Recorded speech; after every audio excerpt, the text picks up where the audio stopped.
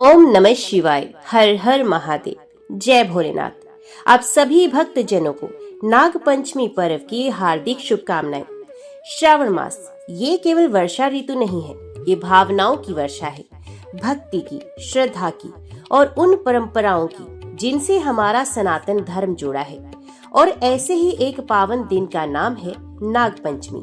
एक ऐसा दिन जब हम धरती के सबसे रहस्यमय और पूजनीय प्राणियों नागों को प्रणाम करते हैं।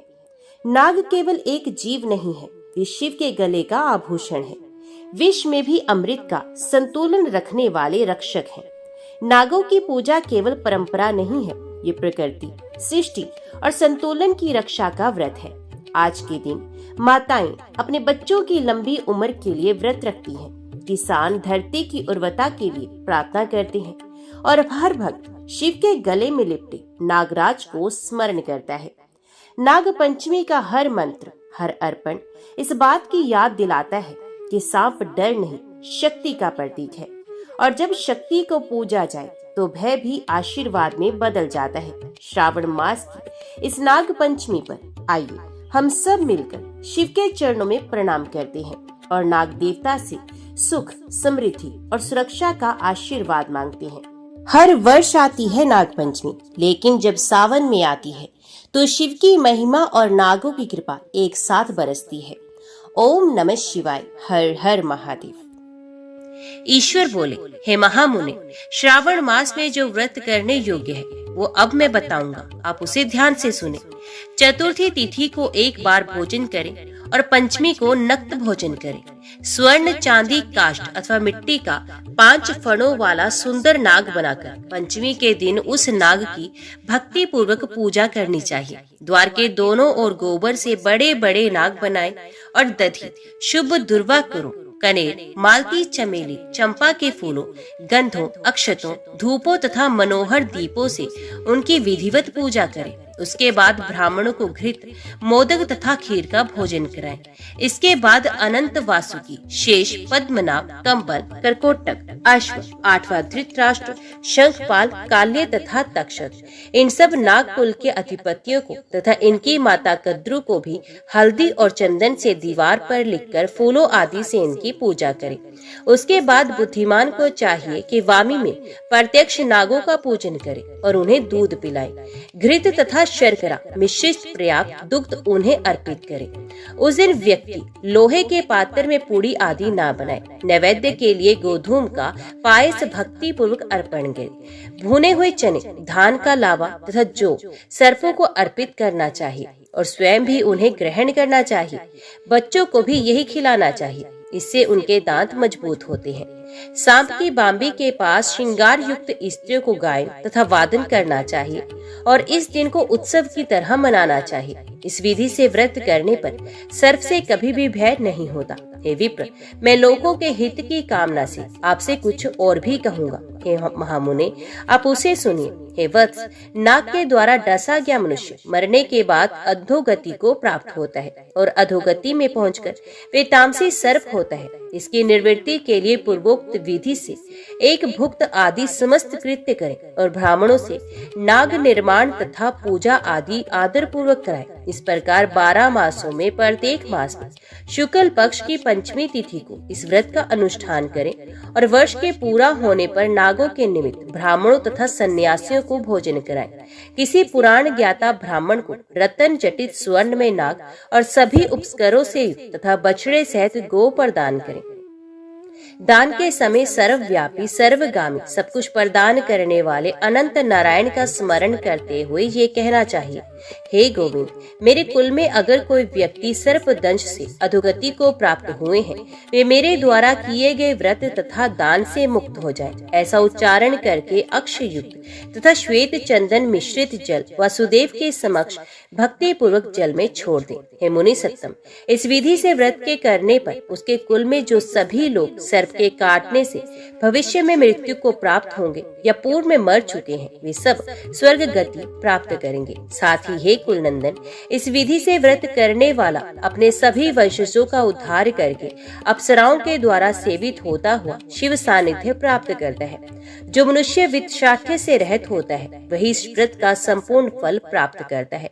जो लोग शुक्ल पक्ष के सभी पंचमी तिथियों में नक्त व्रत करके भक्ति संपन्न होकर पुष्प आदि उपहारों से सौभाग्यशाली नागों का पूजन करते हैं, उनके घरों में मणियों की किरणों से विभूषित अंगों वाले सर्प उन्हें अभय देने वाले होते हैं और उनके ऊपर प्रसन्न रहते हैं। जो ब्राह्मण गृह दान का प्रतिग्रह करते हैं वे भी घोर यातना भोग कर अंत में सर्प योनि को प्राप्त होते हैं। मुनि सत्तम, जो कोई भी मनुष्य नाग हत्या के कारण इस लोक में मृत संतानों वाले अथवा पुत्रहीन होते हैं और जो कोई मनुष्य स्त्रियों के प्रति कार्पण्य के कारण सर्प योनि में जाते हैं, कुछ लोग धरोहर रखकर उसे स्वयं ग्रहण कर लेते हैं अथवा मिथ्या भाषण के कारण सर्प होते हैं अथवा अन्य कारणों से भी जो मनुष्य सर्प योनि में जाते हैं, उन सभी के प्रायश्चित के लिए ये उत्तम उपाय कहा गया है। यदि कोई मनुष्य वित्त शाठ्य से रहित होकर नाग पंचमी का व्रत करता है तो उसके कल्याण के लिए सभी नागों के अधिपति शेषनाग तथा वासुकी हाथ जोड़कर प्रभु श्री हरि तथा सदाशिव से प्रार्थना करते हैं। तब शेष और वासुकी की प्रार्थना से प्रसन्न हुए परमेश्वर शिव तथा विष्णु उस व्यक्ति के सभी मनोरथ पूर्ण कर देते हैं। वे नागलोक में अनेक प्रकार के विपुल सुखों का उपभोग करके बाद में उत्तम वैकुंठ अथवा कैलाश में जाकर तथा विष्णु का और शिव का गण बनकर परम सुख प्राप्त करते हैं। हे वत्स, मैंने आपसे नागों के इस पंचमी व्रत का वर्णन कर दिया। एक अन्य पौराणिक कथा के अनुसार प्राचीन काल में किसी नगर में एक सेठ जी रहा करते थे। उनके 7 पुत्र थे और सबका विवाह हो चुका था। सेठ जी के सबसे छोटे पुत्र की पत्नी काफी सुशील थी, लेकिन उसका कोई भाई नहीं था।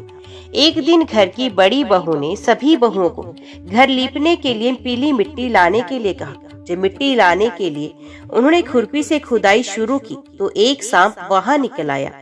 ये देखकर बड़ी बहू घबरा गई और खुरपी से उस सांप को मारने लगी। इसे देखकर सबसे छोटी बहू ने कहा कि ये जीव तो निर्दोष है, आप कृपया करके इसकी हत्या न करें। छोटी बहू की बात सुनकर बड़ी बहू ने उस सांप को छोड़ दिया और छोटी बहू ने सर्प से एक जगह बैठकर उसका इंतजार करने के लिए कहा।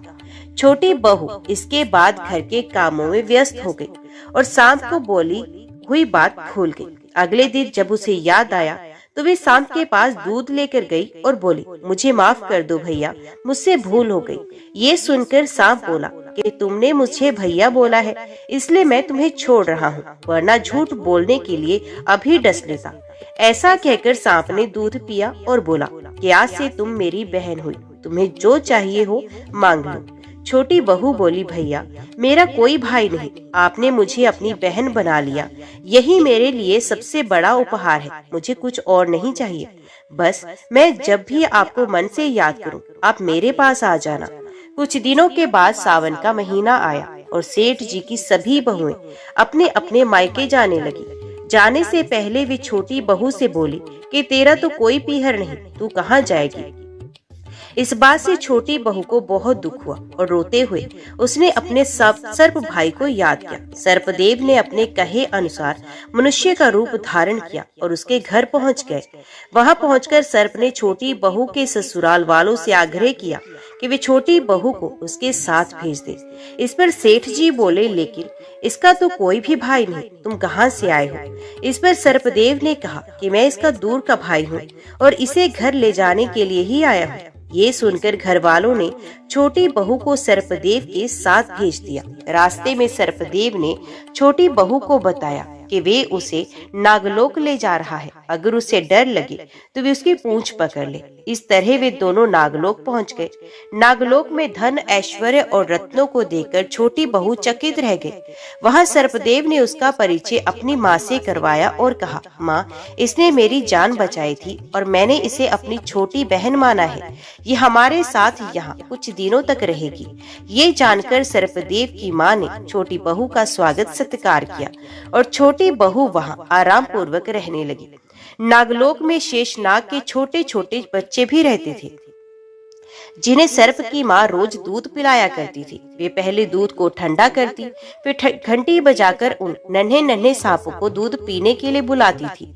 एक दिन छोटी बहू ने माँ से कहा कि वो उन छोटे सांपों को दूध पिला देगी।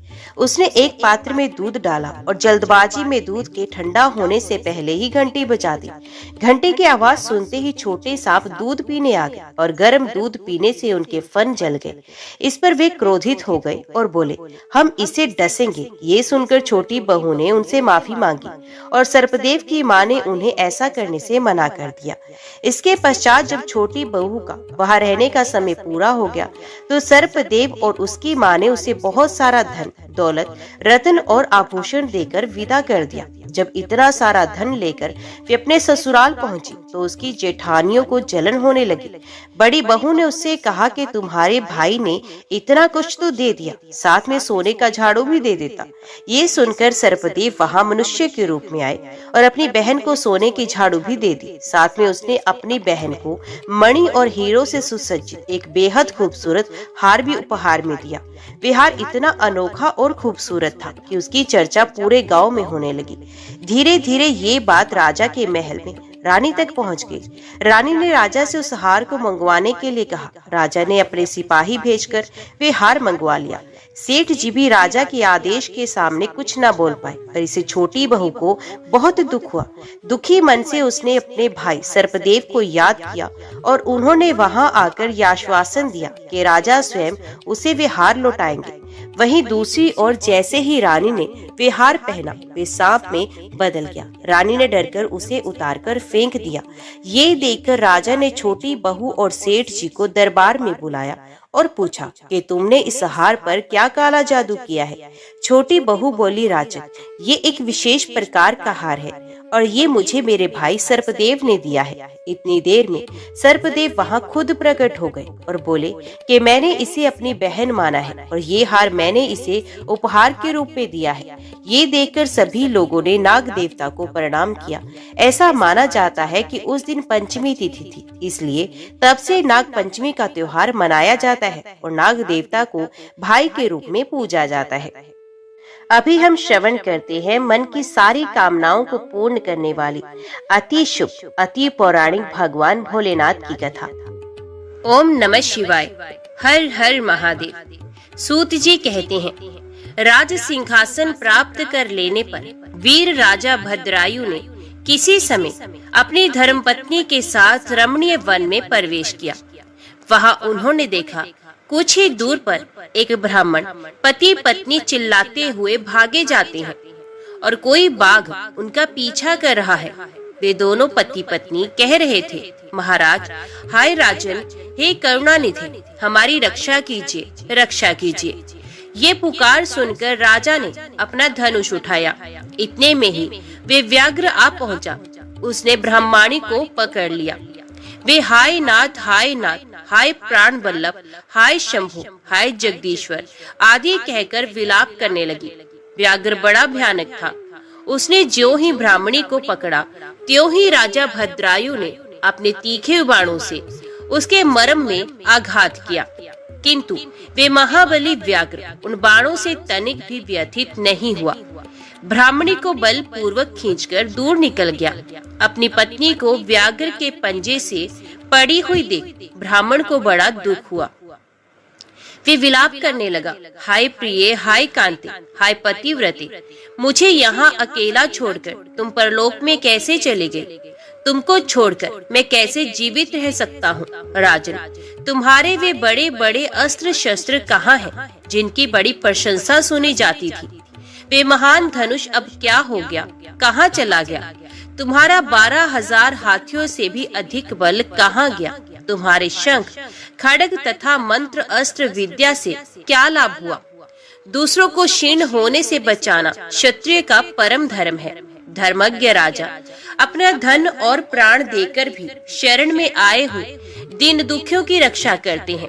जो पीड़ितों की प्राण रक्षा नहीं कर सकते, ऐसे लोगों के जीवन की अपेक्षा तो उनकी मृत्यु ही श्रेष्ठ है। इस प्रकार ब्राह्मण का विलाप और उसके मुख से अपने पराक्रम की निंदा सुनकर राजा ने शोक से मन ही मन इस प्रकार विचार किया, अहो, आज भाग्य के उलट फेर से मेरा पराक्रम नष्ट हो गया है, मेरे धर्म का भी नाश हो गया। अथ अब मेरी संपदा, राज्य और आयु का भी निश्चय ही नाश हो जाएगा। यूं विचार कर राजा भद्रायु ब्राह्मणों के चरणों में गिर पड़े और उसे धीरज बंधाते हुए बोले, ब्राह्मण, मेरा पराक्रम नष्ट हो गया है, मुझे क्षत्रिय धर्म पर आप कृपा कीजिए। महामते, शोक छोड़ दीजिए, मैं आपको मनोवांछित पदार्थ दूंगा। ये राज्य, ये रानी और मेरा ये शरीर सब कुछ आपके अधीन है। बोलिए, आप क्या चाहते हैं? ब्राह्मण बोले, राजन, अंधे को दर्पण से क्या काम, जो भिक्षा मांगकर जीवन निर्वाह करता हो वे बहुत से घर लेकर क्या करेगा। जो मूर्ख, उसे पुस्तक से क्या काम, तथा जिसके पास स्त्री नहीं वे धन लेकर क्या करेगा। मेरी पत्नी चलेगी, मैंने कभी काम सुख का उपभोग नहीं किया, अतः काम भोग के लिए आप अपनी इस बड़ी रानी को मुझे दे दीजिए। राजा ने कहा, ब्राह्मण, क्या यही तुम्हारा धर्म है? क्या तुम्हें गुरु ने यही उपदेश दिया है? क्या तुम नहीं जानते कि पराई स्त्री का स्पर्श स्वर्ग एवं सुयश की हानि करने वाला है? पर स्त्री के उपभोग से जो पाप कमाया जाता है उसे सैकड़ों प्रायश्चितों द्वारा भी धोया नहीं जा सकता। ब्राह्मण बोले, राजन, मैं अपनी तपस्या से भयंकर ब्रह्म हत्या और मदिरा पान जैसे पाप का भी नाश कर डालूंगा। फिर पर स्त्री संगम किस गिनती में है? अतः आप अपनी इस भार्या को मुझे अवश्य दे दीजिए, अन्यथा आप निश्चय ही नरक में पड़ेंगे। ब्राह्मण की इस बात पर राजा ने मन ही मन विचार किया कि ब्राह्मण के प्राणों की रक्षा न करने से महापाप होगा, अतः इससे बचने के लिए पत्नी को दे डालना ही श्रेष्ठ है। इस श्रेष्ठ ब्राह्मण को अपनी पत्नी देकर मैं पाप से मुक्त हो शीघ्र ही अग्नि में प्रवेश कर जाऊंगा। मन ही मन ऐसा निश्चय करके राजा ने आग जलाई और ब्राह्मण को बुलाकर उसके प्रति अपनी पत्नी को दे दिया। तत्पश्चात स्नान करके पवित्र हो देवताओं को प्रणाम करके उन्होंने अग्नि में 2 बार परिक्रमा की और एकाग्रचित होकर भगवान शिव का ध्यान किया। इस प्रकार राजा को अग्नि में गिरने के लिए उद्यत जगतपति भगवान विश्वनाथ सहसा वहां प्रकट हो गए। उनके 5 मुख थे, मस्तक पर चंद्रकला आभूषण का काम दे रही थी। कुछ पीले रंग की जटा लटकी हुई थी। ये कोटि सूर्य के समान तेजस्वी थे।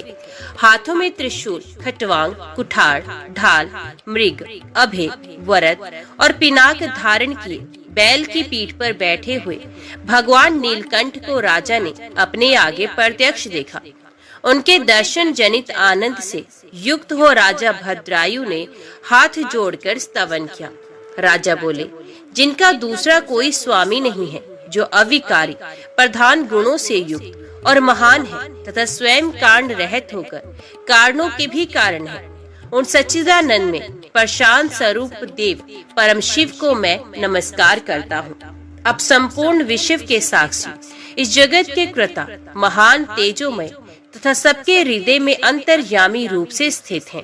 इसलिए विद्वान पुरुष सदा आपकी खोज करते हैं और योगी जन अपनी चित्त वृत्तियों को रोककर अनेक प्रकार के योग साधनों द्वारा आपकी आराधना करते हैं। जो लोग एकात्मा की भावना करते हैं उनके लिए आप एक हैं, और जिनकी बुद्धि में नाना तव की प्रतीति होती है उनके लिए आप ही अनेक रूपों में व्यक्त होते हैं। आपका पद, आपका स्वरूप इंद्रियों से परे, सबका साक्षी, आविर्भाव और तिरोभाव की लीला से युक्त तथा मन की पहुंच से दूर है। आप मन और वाणी के लिए दुर्लभ हैं। आप में मोह का सर्वथा अभाव है। आप परमात्मा रूप है। मेरी वाणी केवल सत्वादी गुणों में स्थित और प्रकृति में विलीन होने वाली है। अतः वे आपके दिव्य विग्रह की स्तुति करने में कैसे समर्थ हो सकती है। तथापि शरणागतों का दुख दूर करने वाले आपके चरण कमलों का जो लोग भक्ति पूर्वक आश्रय लेते हैं वे आपको प्राप्त होते हैं। अतः भयंकर भवरूपी दावानल से पीड़ित हूँ मैं, संसार भय की शांति के लिए नित्य आपका भजन करता हूँ। देवताओं के भी देवता कल्याण निकेतन भगवान महादेव को नमस्कार है। सृष्टि पालन और संहार करने वाले त्रिमूर्ति रूप आपको नमस्कार है। विश्व के आदि रूप और संसार के प्रथम साक्षी आपको नमस्कार है। सत्ता मात्र आपका रूप है, आपको नमस्कार है। आप संपूर्ण क्षेत्रों में निवास करने वाले हैं। आपकी आत्म शक्ति सब क्षेत्रों से भिन्न है। आप ही अशक्त हैं, आप ही अतिशय शक्तिमान के रूप में आभासित होते हैं। आप भूमा परमेश्वर को नमस्कार है। आप नित्य, निराभाव, सत्य, ज्ञानमय, विशुद्ध अंतरात्मा है। सबसे दूर और समस्त कर्मों से मुक्त हैं। आपको प्रणाम है। आप वेदांत द्वारा जानने योग्य तथा वेद के मूल भाग में निवास करने वाले हैं। आपको प्रणाम है। आपकी चेष्टाएं विवेक युक्त एवं पवित्र होती हैं। आप त्रिगुणमय वृत्तियों से सर्वथा दूर हैं। आपको नमस्कार है। आपका पराक्रम कल्याणमय है। आप कल्याण में फल देने वाले हैं। आपको नमस्कार है। आप अनंत, महान, शांत एवं शिव रूप हैं। आपको नमस्कार है। आप अघोर, सौम्य, अत्यंत घोर और घोर पाप राशि का विदारण करने वाले हैं। संसार बंधन के बीजों को भून डालने वाले सर्वश्रेष्ठ गुरु भगवान भर्ग को नमस्कार है। मोह रहित एवं निर्मल आत्म गुणों वाले आपको नमस्कार है। जगदीश्वर, सनातन देव शंकर, विरूपाक्ष रुद्र, अविनाशी मृत्युंजय, मेरी रक्षा कीजिए। हे कल्याण में चंद्रशेखर, शांत मूर्ति गौरीपते, सूर्य चंद्र एवं अग्नि में नेत्रों वाले गंगाधर, अंधकासुर का नाश करने वाले पुण्य कीर्ति भूतनाथ और कैलाश पर्वत पर निवास करने वाले महादेव, आपको बारंबार नमस्कार है। राजा की इस प्रकार स्तुति करने पर माता पार्वती के साथ प्रसन्न हुए। कर्णा निधान महेश्वर ने कहा, राजन, तुमने किसी अन्य का चिंतन ना करके जो सदा सर्वदा मेरा पूजन किया है, तुम्हारी इस भक्ति के कारण और तुम्हारे द्वारा की हुई इस पवित्र स्तुति को सुनकर मैं बहुत प्रसन्न हुआ हूँ। तुम्हारे भक्ति भाव की परीक्षा के लिए मैं स्वयं ब्राह्मण बनकर आया था। जिस व्याघ्र ने ग्रस लिया था वे ब्राह्मणी और कोई नहीं, वे गिरिराज नंदिनी उमा देवी ही थी।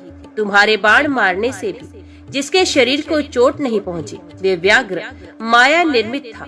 तुम्हारे धैर्य को देखने के लिए ही मैंने तुम्हारी पत्नी को मांगा था। इस कीर्ति मालिनी की और तुम्हारी भक्ति से मैं संतुष्ट हूँ। तुम कोई दुर्लभ वर मांगो, मैं उसे दूंगा।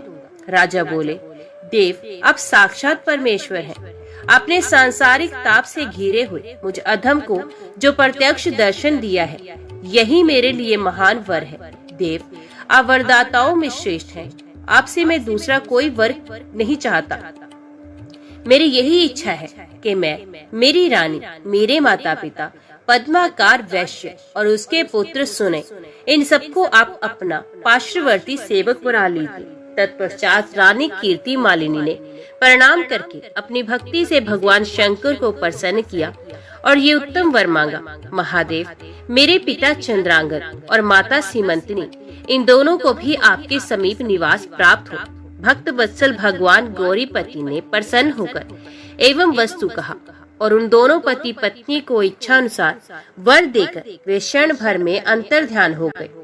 इधर राजा ने भगवान शंकर का प्रसाद प्राप्त करके रानी कीर्ति मालिनी के साथ प्रिय विषयों का उपभोग किया और 10,000 वर्षों तक राज्य करने के पश्चात अपने पुत्रों को राज्य देकर उन्हें शिवजी के परम पद को प्राप्त किया। राजा और रानी दोनों ही भक्ति पूर्वक महादेव जी की पूजा करके शिव के धाम को प्राप्त हुए। ये परम पवित्र पाप नाशक एवं अत्यंत गोपनीय भगवान शिव का विचित्र गुण अनुवाद जो विद्वानों को सुनाता है अथवा स्वयं भी शुद्ध चित्त होकर पढ़ता है, वे श्लोक में भोग ऐश्वर्य को प्राप्त कर अंत में भगवान शिव को प्राप्त होता है। सूत जी कहते हैं, वामदेव नाम से प्रसिद्ध एक महातपस्वी शिव योगी हुए हैं, जो सुख दुख आदि द्वंद्वों से रहित निर्गुण, शांत, असंग, समदर्शी, आत्माराम, क्रोध को जीतने वाले तथा ग्रह और गृहिणी से हीन थे। सबके ऊपर दया करने में संलग्न रहने वाले वे महात्मा एक दिन स्वे इच्छा अनुसार घूमते फिरते बड़े भयंकर क्रोंचारण्य में जा पहुँचे। उस निर्जन वन में कोई भूख प्यास से व्याकुल अत्यंत भयानक ब्रह्म राक्षस रहता था। वामदेव जी को देखकर उन्हें खा जाने के लिए वे राक्षस बड़े वेग से उनकी ओर दौड़ा। उसे आते देख योगेश्वर वामदेव तनिक भी विचलित नहीं हुए। उस घोर ब्रह्म राक्षस ने वेग से दौड़कर उन्हें पकड़ लिया, पर वामदेव के अंगों का स्पर्श होते ही उसकी सारी पाप राशि तत्काल ही नष्ट हो गई और उसे अपने पूर्व जन्म का स्मरण हो आया। जैसे चिंतामणि स्पर्श मणि का स्पर्श करके लोहा भी स्वर्ण हो जाता है, जैसे जम्बू नदी में पड़ी हुई मिट्टी भी सोना हो जाती है, जैसे मानस सरोवर में आकर कोई भी हंस हो जाते हैं, और जिस प्रकार एक बार भी अमृत पी लेने पर मनुष्य अजर अमर देवता हो जाता है, उसी प्रकार महात्मा पुरुष अपने दर्शन तथा स्पर्श आदि से पापियों को भी तत्काल पवित्र कर देते हैं। अतः सत्संग दुर्लभ है। जो राक्षस पहले भूख प्यास से विकल हो घोर रूप धारण करके वन में भटकता फिरता था, वही साधु के संपर्क से पूर्ण आनंद में हो गया। उसने योगी के युगल चरणार विंदों में प्रणाम करके कहा, महायोगी मुझ पर प्रसन्न होइए, करुणा निधे प्रसन्न होइए। कहाँ सब प्राणियों को भय देने वाला मुझे जैसा पाप आत्मा और कहाँ आप जैसे दयालु महात्मा का दर्शन।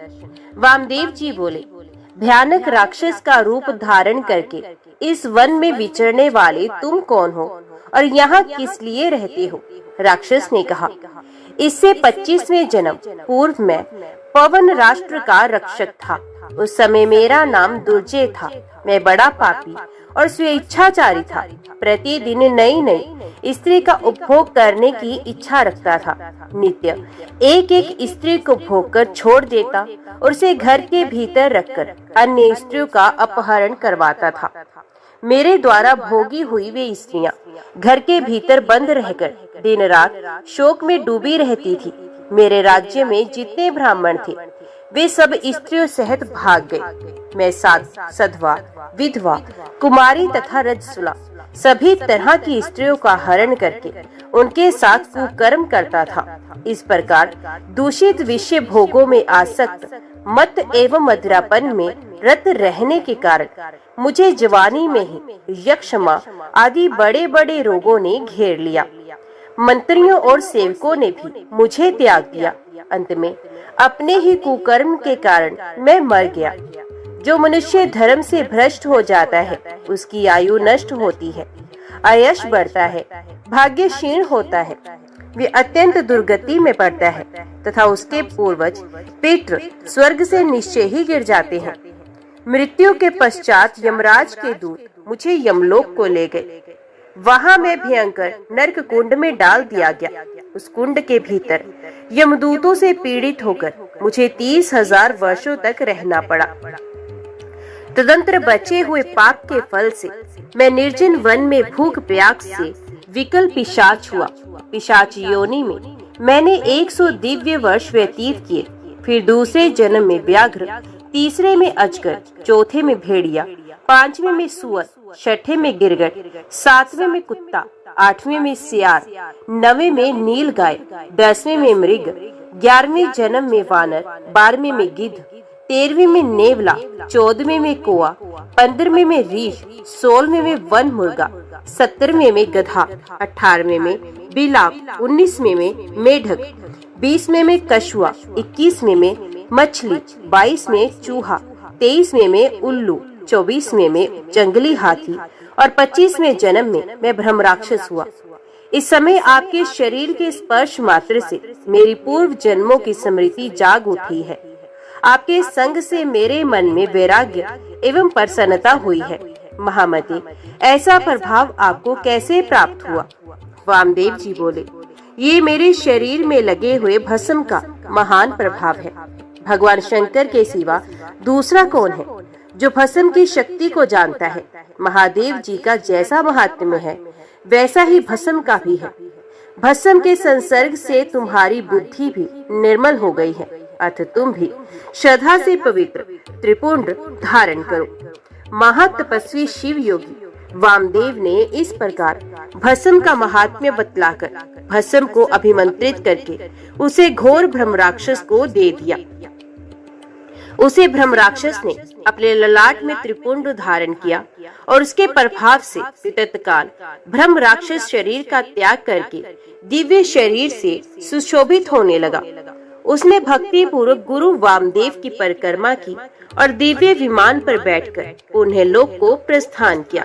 महायोगी वामदेव साक्षात शिवजी की ही भांति पुण्य संसार में भ्रमण करने लगे। श्रद्धा ही संपूर्ण धर्मों के लिए अत्यंत हितकर है। श्रद्धा से ही मनुष्यों को दोनों लोकों में सिद्धि प्राप्त होती है। श्रद्धा से भजन करने वाले पुरुष को पत्थर की मूर्ति भी फल देने वाली होती है। श्रद्धा भक्ति से पूजा करने पर अज्ञानी गुरु भी सिद्धिदायक हो जाता है। श्रद्धा से जप किया हुआ मंत्र अव्यवस्थित होने पर भी फलदाता होता है। श्रद्धा से पूजा करने पर देवता नीच पुरुष को भी फल देने वाले होते हैं। अश्रद्धा से की हुई पूजा, दान, यज्ञ, तप और व्रत सभी निष्फल होते हैं। जैसे बांज वृक्ष का फूल व्यर्थ होता है, तो सर्वत्र संशय युक्त श्रद्धाहीन और अत्यंत चपल होता है, वे परमार्थ से भ्रष्ट होकर संसार बंधन से मुक्त नहीं हो पाता।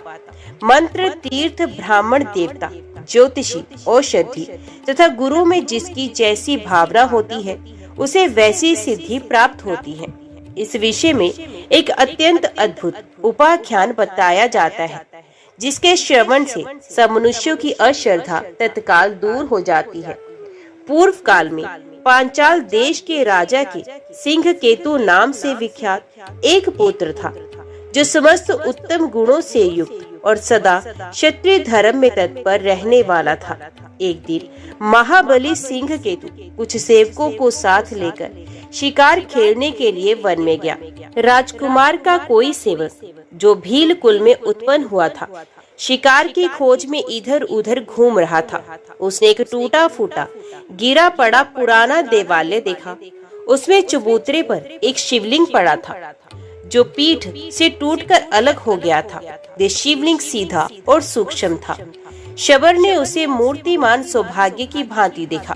पूर्व कर्म से प्रेरित होकर उसने उस शिवलिंग को शीघ्रता पूर्वक उठा लिया और बुद्धिमान राजपुत्र को दिखाया।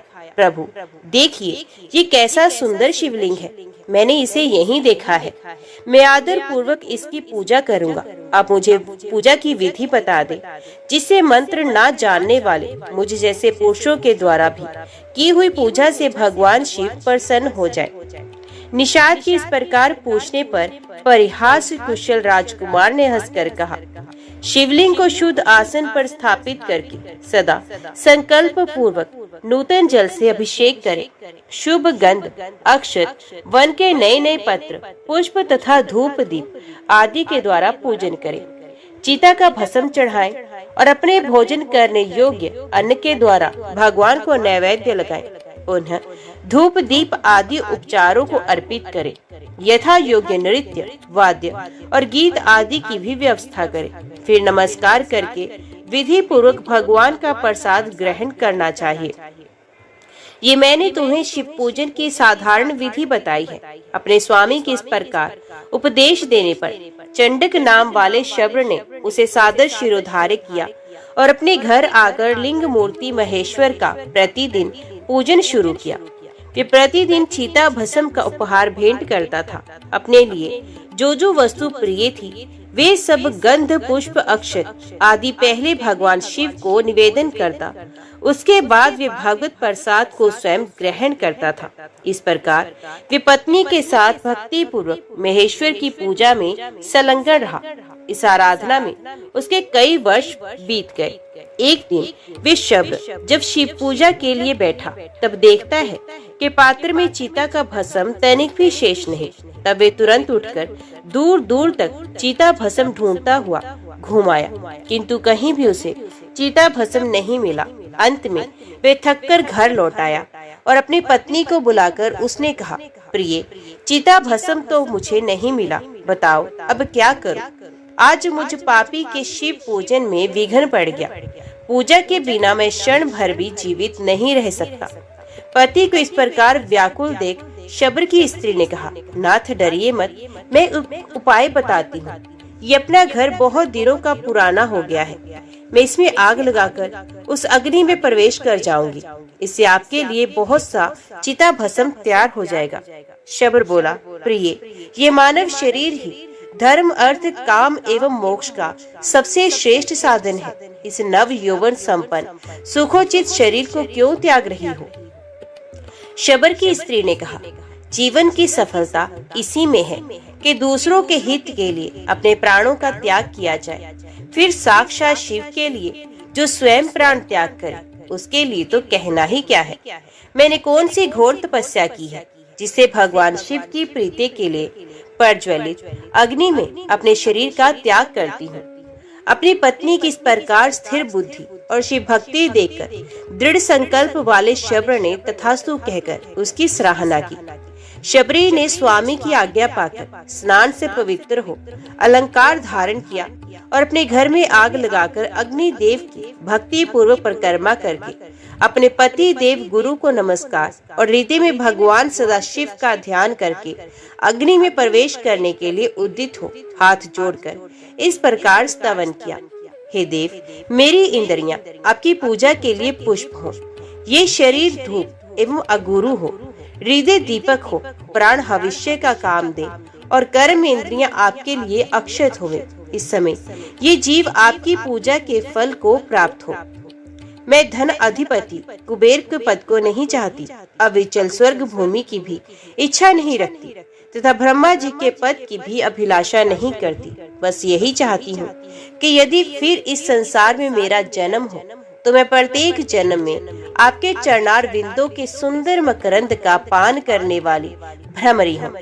मेरे देवता भले ही मेरे सैकड़ों जन्म हो, परंतु अज्ञान के हेतुभूत माया मेरे चित्त में प्रवेश ना करे, किंतु आधे क्षण के लिए ही मेरा हृदय आपके चरण कमलों से अलग ना हो। महेश्वर, आपको नमस्कार है, आपको नमस्कार है।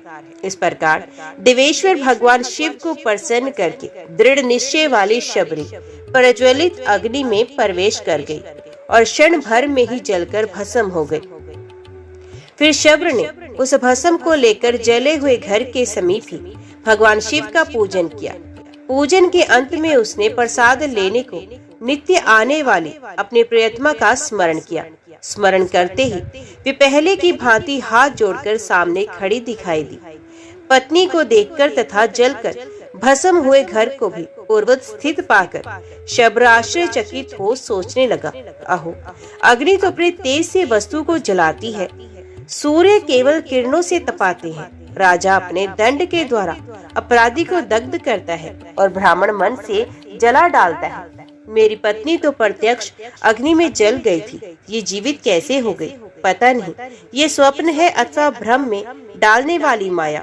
इस प्रकार विचार करते हुए शब्र ने अपनी स्त्री से पूछा, प्रिय, तुम तो अग्नि में भस्म हो गई थी, यहाँ कैसे आ गई? और ये जला हुआ घर फिर पहले के ही समान खड़ा कैसे हो गया? शबरी ने कहा, जब मैं घर में आग लगाकर उसके भीतर प्रविष्ट हुई तब से अपने आप की मुझे कोई सुध नहीं।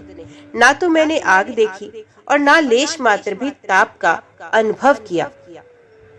जान पड़ता था मानो मैं जल में घुसी हुई हूँ। मैं आधे क्षण तक गाढ़ निद्रा में सोई सी जा रही थी और अब क्षण भर में जाग उठी हूँ। उठते ही मैंने देखा अपना घर जला हुआ नहीं है, पूर्वत सुस्थिर है। इस समय भगवान की पूजा के अंत में प्रसाद लेने के लिए आपके पास आई हूँ। इस प्रकार वे दोनों दंपत्ति प्रेम पूर्वक आपस में वार्तालाप कर रहे थे। इतने में ही उनके आगे परम अद्भुत दिव्य विमान प्रकट हुआ। उस पर भगवान शंकर के 4 सेवक आगे की ओर बैठे थे। उन्होंने दोनों निषाद दंपत्ति का हाथ पकड़कर उन्हें विमान पर बिठा लिया। शबर और शबरी को अपने शरीर का त्याग भी नहीं करना पड़ा। शिवदूतों के हाथों का स्पर्श प्राप्त होते ही निषाद दंपत्ति के वे ही शरीर तत्काल उन्हीं के समान दिव्य हो गए। इसलिए समस्त पुण्य कर्मों में श्रद्धा ही करनी चाहिए, क्योंकि शबर ने नीच होकर भी श्रद्धा के बल से योग्यों की गति प्राप्त की। सवर्ण के लोगों से उत्तम जन्म पाने से क्या लाभ? संपूर्ण शास्त्रों का विचार करने वाले विद्या से भी यदि श्रद्धा न हो तो क्या लाभ? जिसके चित्त में सदा भगवान शिव की भक्ति बनी रहती है, उससे बढ़कर तीनों लोकों में कौन पुरुष धन्य है? सूत जी कहते हैं, आनर्त देश में वेदरथ नामक एक ब्राह्मण थे। उनका जन्म उत्तम कुल में हुआ था। वे स्त्री पुत्र से संपन्न और विद्वान थे। ब्राह्मण की एक कन्या हुई जिसका नाम शारदा रखा गया। वे रूप और शुभ लक्षणों से सुशोभित। कन्या जब 12 वर्ष की हुई तब उसे पद्मनाभ नामक एक प्रौढ़ ब्राह्मण ने मांगा। पद्मनाभ जी की पत्नी मर गई थी। वे बड़े धनी, शांत और राजा के मित्र थे।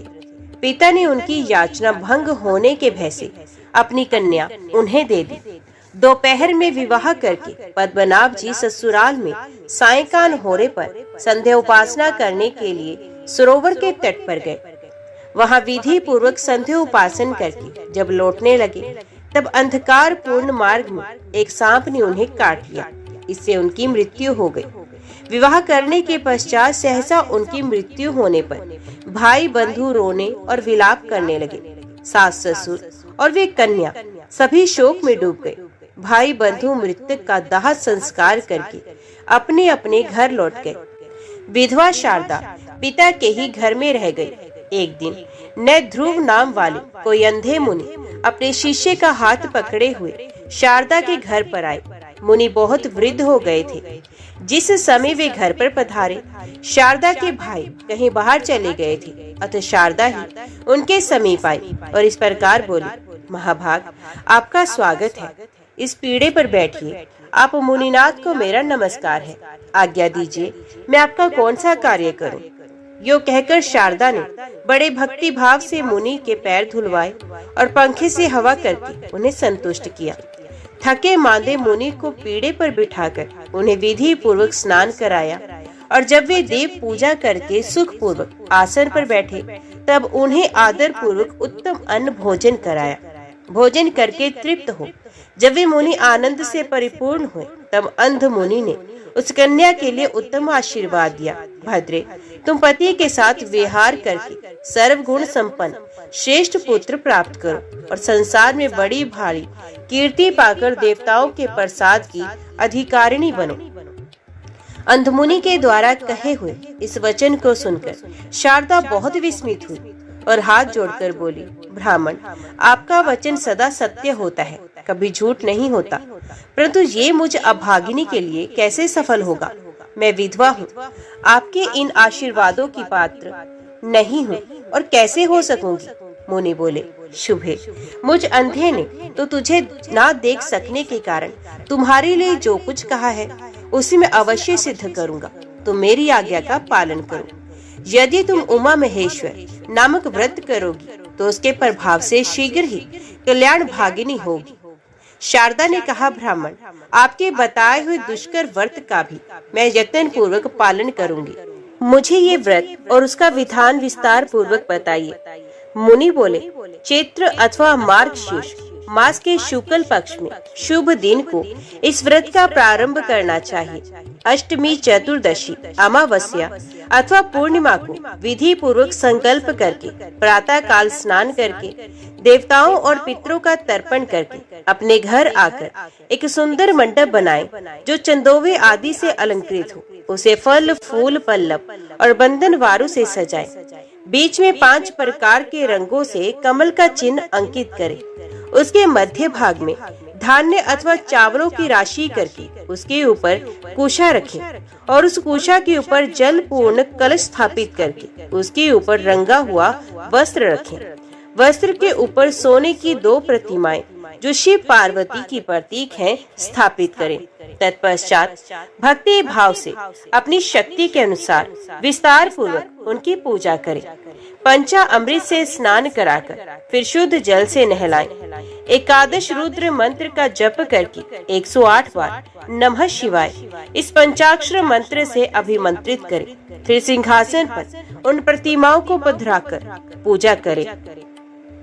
बुद्धिमान पुरुष स्वयं धुले हुए श्वेत वस्त्र धारण करके शुद्ध आसन पर बैठे। पीठ को अभिमंत्रित करके प्राणायाम करें। भगवान शिव के आगे हाथ जोड़कर यो संकल्प पढ़ें, मेरे सैकड़ों जन्मों में जो भयंकर पाप संचित हुए हैं, उन सबका विनाश करने के लिए मैं शिव की पूजा प्रारंभ करता हूँ। सौभाग्य, विजय, आरोग्य, धर्म और ऐश्वर्य की वृद्धि तथा स्वर्ग एवं मोक्ष की सिद्धि के लिए मैं शिव जी की पूजा करूँगा।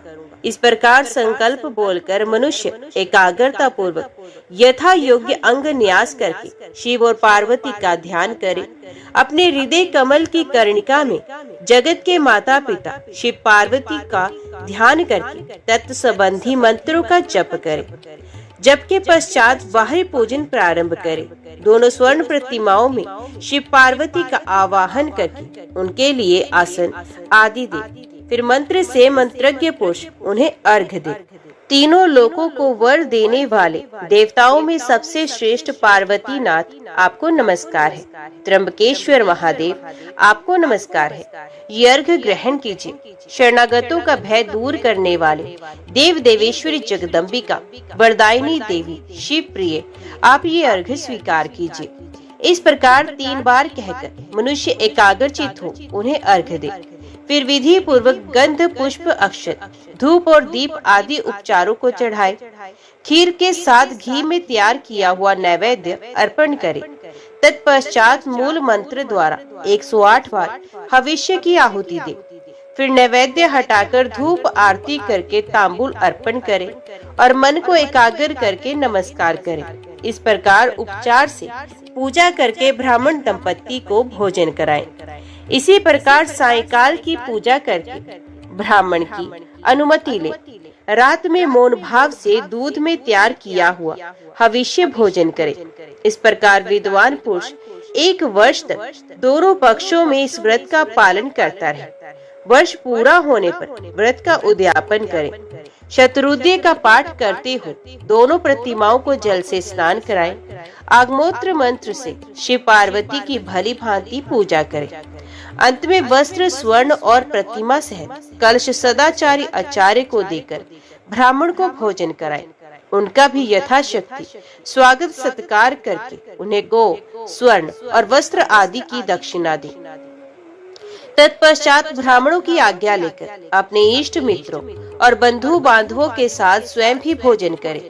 इस प्रकार जो भक्ति पूर्वक इस त्रिभुवन प्रसिद्ध व्रत का पालन करता है, वे अपनी 21 पीढ़ियों का उद्धार करके मनोवांछित भोगों का उपभोग करता है। इंद्र आदि लोकपालों के दिव्य लोकों में रमण करता है और अंत में भगवान शिव को ही प्राप्त होता है। शुभे, मेरे बताए हुए इस महाव्रत का तुम भी श्रद्धा पूर्वक अनुष्ठान करो। इससे अत्यंत दुर्लभ मनोरथ को भी प्राप्त कर लोगे। मुनीश्वर नैध्रुव के इस प्रकार आदेश देने पर शारदा ने विश्वास पूर्वक उनके वचनों को ग्रहण किया। तत्पश्चात उसके पिता, माता और भाई बाहर से घर में आए। उन्होंने देखा मुनि भोजन करके सुख पूर्वक बैठे हुए हैं। सबने सहसा आकर उन महात्मा के चरणों में प्रणाम किया और स्वयं भी उनका पूजन किया। साध्वी शारदा ने उस श्रेष्ठ मुनि का पूजन किया है और मुनि ने उसे अनुग्रह पूर्वक व्रत का उपदेश दिया है। ये सब सुनकर उसके भाई बंधुओं को बड़ा हर्ष हुआ। वे सब हाथ जोड़कर बोले, मुने, आज आपके आगमन मात्र से हम सब लोग धन्य हो गए। हमारा समस्त कुल पवित्र हो गया और ये घर भी सार्थक हो गया। आप हमारे घर के पास ही निवास करें और ये घर का मठ है। ये स्नान पूजा के लिए बहुत उपयोगी है, अतः इसी में रहिए। इस प्रकार प्रार्थना करने पर उन मुनि श्रेष्ठ ने बहुत अच्छा कहकर ब्राह्मण के उत्तम मठ में निवास किया। इस प्रकार मुनि के समीप नियम में मन लगाकर उस महाव्रत का पालन करती हुई शारदा का 1 वर्ष पूरा हो गया। वर्ष व्यतीत होने पर उसने पिता के घर में ही ब्राह्मण भोजन पूर्वक भली भांति व्रत का उद्यापन किया। उन ब्राह्मण को यथा योग्य दक्षिणा देकर प्रणाम पूर्वक विदा किया। माता पिता ने उसके इस कार्य की बड़ी प्रशंसा की। शारदा उस दिन भी उपवास करके नियम पालन पूर्वक महात्मा नैध्रुव के बताए हुए उत्तम मंत्र का जप करती रही। तदंतर प्रदोष काल आने पर उसने भगवान शंकर का पूजन किया और घर के पास वाले मठ में भगवान शिव का ध्यान करती हुई साध्वी शारदा रात भर भगवान शिव के समीप जागती रही। शारदा की भक्ति और मुनि की तपस्या एवं समाधि से संतुष्ट होकर जगत माता पार्वती उनके सामने प्रकट हुई। उनके प्रकट होते ही अंधे मुनि को 2 नेत्र प्राप्त हो गए। अपने सम्मुख प्रकट हुई जगत माता पार्वती का दर्शन करके वे मुनि और वे ब्राह्मण कन्या दोनों उनके चरणों में गिर पड़े। तब उन दोनों को उठाकर पार्वती देवी ने बड़े प्रेम से कहा, मुनि श्रेष्ठ, मैं तुम्हारे ऊपर प्रसन्न हूँ। पाप रहित पुत्री शारदा, तुम्हारे ऊपर भी मैं प्रसन्न हूँ। बोलो, तुम्हारी रुचि के अनुसार कौन सा देव दुर्लभ वर प्रदान करूं? मुनि बोले, देवी, ये शारदा नाम की कन्या विधवा हो गई है। मैंने अंधा होने के कारण इस बात को ना जानकर इसकी सेवा से संतुष्ट हो ये आशीर्वाद दिया कि तुम अपनी पति के साथ चिरकाल तक विहार करके उत्तम पुत्र प्राप्त करो। जगदम्बा, आप मेरे इस वचन को सत्य करें। आपको नमस्कार है।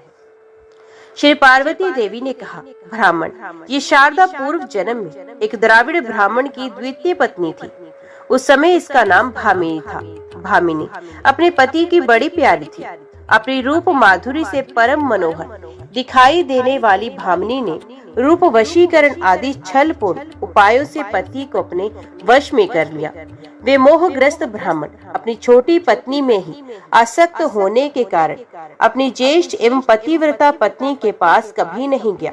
पति समागम से वंचित होने से वे स्त्री पुत्रहीन रह गई।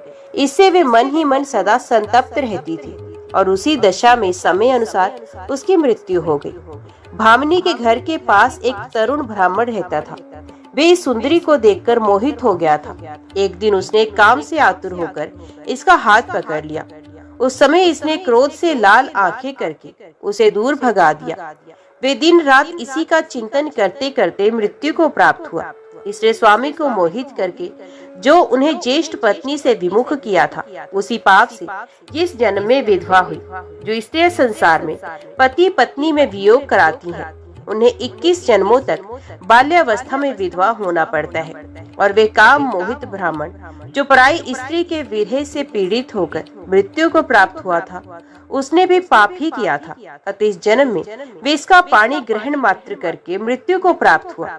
पूर्व जन्म में जो इसका पति था, वे इस समय पांडे देश में एक श्रेष्ठ ब्राह्मण के रूप में उत्पन्न हुआ है।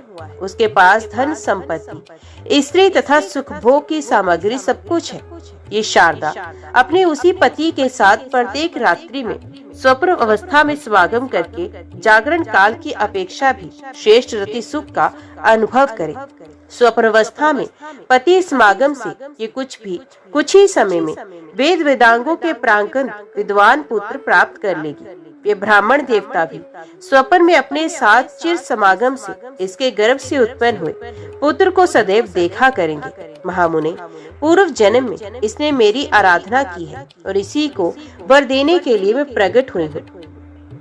तदंतर महादेवी पार्वती ने शारदा से आदर पूर्वक कहा, बेटी, तुम मेरी उत्तम बात सुनो। जब कभी भी किसी देश में अपने स्वप्न में देखे हुए पूर्व पति को देखना, तब समझ लेना कि यही मेरे पुरातन पति हैं। वे ब्राह्मण भी तुम्हें देखकर पहचान लेंगे। उस समय तुम दोनों में वार्तालाप होगा। ऐसा अवसर आने पर तुम अपने विद्वान पुत्र को उन्हीं ब्राह्मण की सेवा में समर्पित कर देना। उमा महेश्वर व्रत का जो श्रेष्ठ फल है, उसके अर्धभाग को इस प्रकार उन्हीं के हाथों में सौंप देना और तब से उन्हीं के अधीन होकर रहना। तुम दोनों को स्वप्न मिलन के सिवा कभी शारीरिक संग नहीं करना चाहिए। समय आने पर वे श्रेष्ठ ब्राह्मण जब मृत्यु को प्राप्त होंगे, तब उन्हीं के साथ चिता की अग्नि में प्रवेश करके तुम मेरे धाम को प्राप्त होगी। ऐसा कहकर जगन माता पार्वती अंतर्ध्यान हो गई। वे कन्या करुणामयी पार्वती का वरदान पाकर बहुत प्रसन्न हुई। रात्रि व्यतीत होने पर नूतन नेत्र प्राप्त हुए। धर्मज्ञ मुनि ने उसके माता पिता से एकांत में सब बात बताई।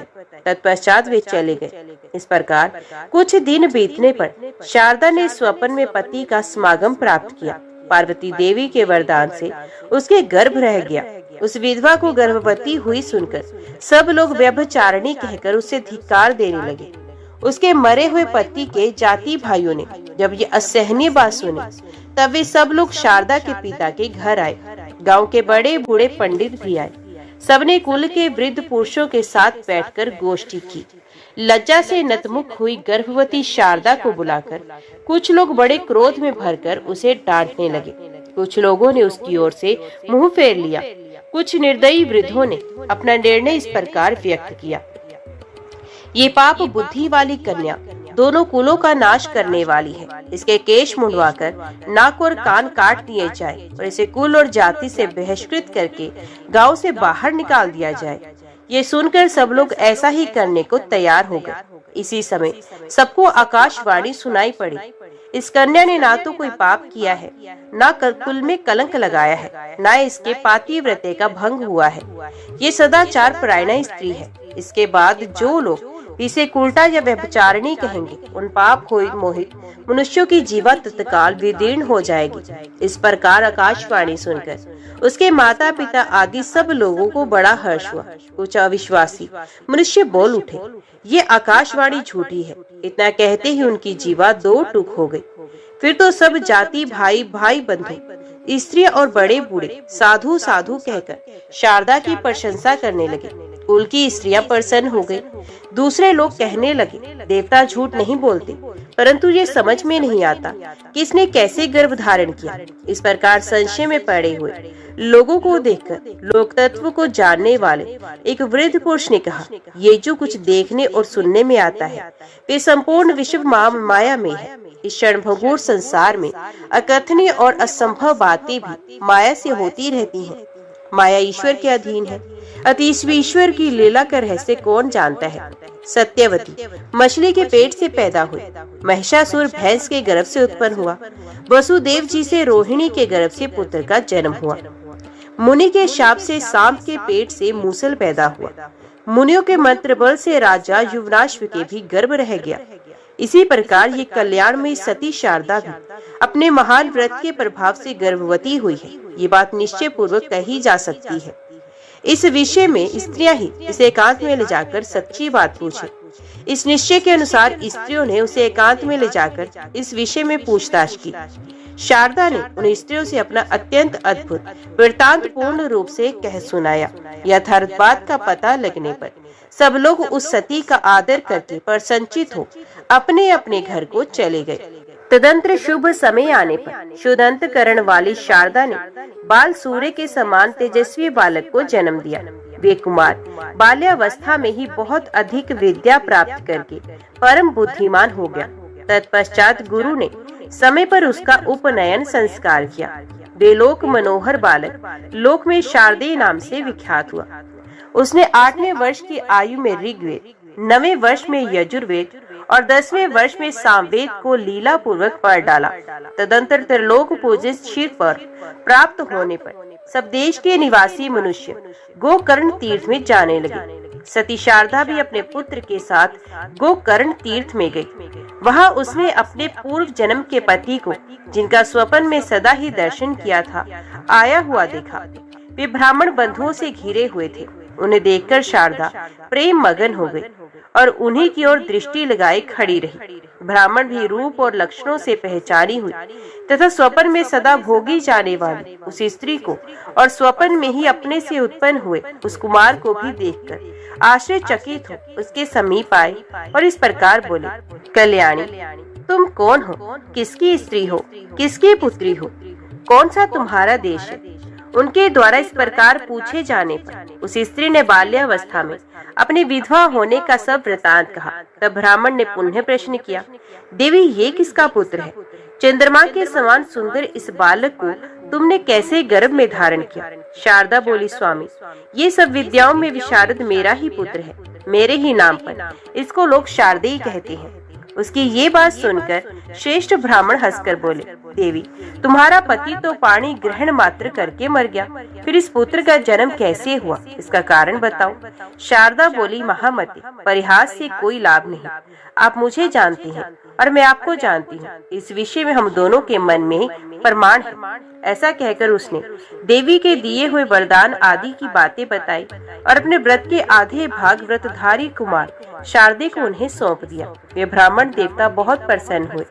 उन्होंने कुमार को हृदय से लगा लिया और शारदा के माता पिता की आज्ञा लेकर शारदा तथा उस ब्राह्मण को अपने घर बुला ले गए।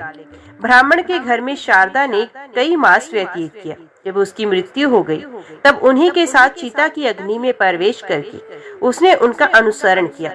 फिर भी दोनों दिव्य दंपत्ति होकर दिव्य विमान पर बैठे और भगवान शिव के लोक में चले गए। इस प्रकार मैंने ये पवित्र उपाख्यान सुनाया जो पढ़ने और सुनने वाले को भोग और मोक्ष प्रदान करता है। प्रतिदिन भगत स्वंदी उत्तम कथा के श्रवण से मनुष्य परम गति को प्राप्त होता है। पुण्य क्षेत्र में निवास करने से चित्त शुद्ध होता है। उत्तम कथा के सुनने से मनुष्य जिस प्रकार उत्तम गति को पाता है उस प्रकार अन्य उत्तम व्रतों से नहीं, अन्य व्रतों से उसकी बुद्धि वैसी उत्तम नहीं होती जैसे बार बार शोधन करने पर दर्पण निर्मल होता है। वैसे ही सत्कथा श्रवण से चित्त अधिकाधिक शुद्ध होता है।